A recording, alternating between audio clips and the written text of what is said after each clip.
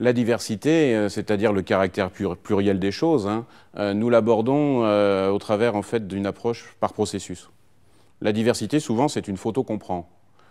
C'est un tableau de bord qu'on suit et ce sont des indicateurs que l'on mesure. C'est important. Nous souhaitons aller plus loin. Le processus, c'est quoi?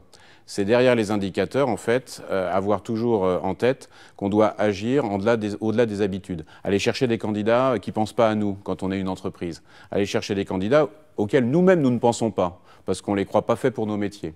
Donc passer du temps sur du tableau de bord, mais l'interculturel, c'est aller à la rencontre de gens qui fonctionneraient a priori au départ, pas forcément facilement avec nous, mais au moyen terme, créerait de la valeur avec nous.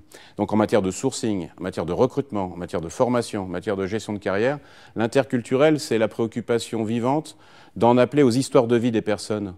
Connaître la personne dans son parcours, sa trajectoire, et ça prend du temps. L'interculturel, c'est une réflexion sur le temps long des ressources humaines, et pas simplement sur une photo qu'on prend. Pour le dire de manière un peu imagée, c'est l'histoire d'un film que l'on déroule. Il y a plusieurs séquences de vie, il y a plusieurs pratiques, il y a plusieurs actions. Et ce film que l'on déroule, il nécessite en fait un véritable travail de co-construction avec les personnes que l'on a dans nos équipes, avec les partenaires sociaux avec lesquels on travaille, et de façon plus ample, avec toutes les parties prenantes d'une organisation.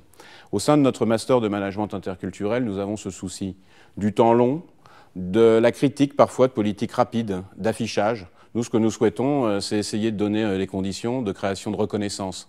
Et la reconnaissance, c'est plus que la tolérance.